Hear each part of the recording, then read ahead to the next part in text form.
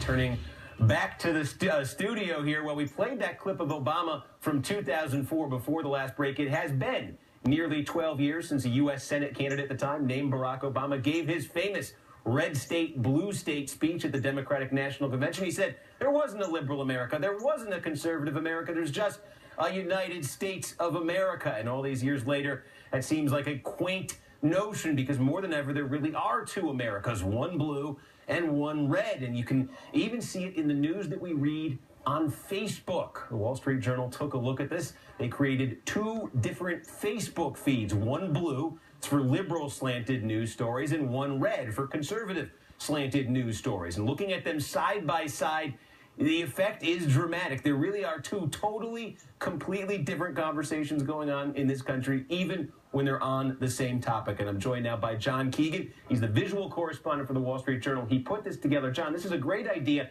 Let's just tell people first what we're looking at here. You have two different feeds here, a blue feed and a red feed, sort of side by side. The topic we've selected is Hillary Clinton. What's the idea here of what we're seeing? What you're seeing are recent Facebook posts from sources that strongly align with very liberal and very conservative users.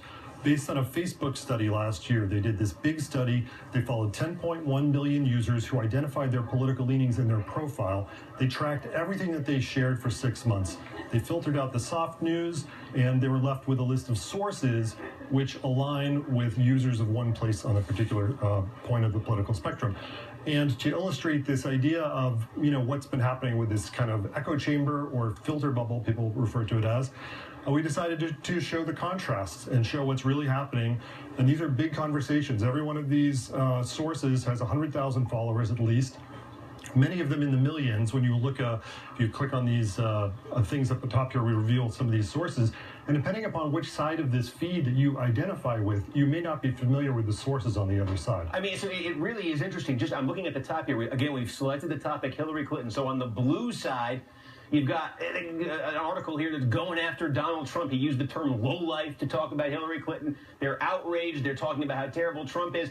On the red side, look at this, and it's talking about exposed. Hillary's one sentence pulled out from this email report. So it's two completely different narratives taking place. Yesterday, when the news came out about the State Department report about the email servers, they actually had exactly the same headlines on two sources, and it said, this is a big deal, which I think was really interesting. So the idea here is looking at current news, using this data that Facebook had, using their own data and their own tools to look at the current events of this election season.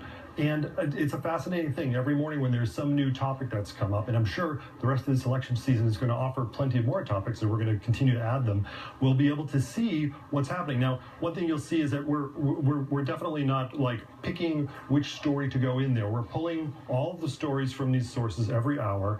And again, this is based on real Facebook data. We're not saying that this is just what liberals see or just what conservatives see, but we do think it's an interesting insight into this the kind of polarized news world that we find ourselves.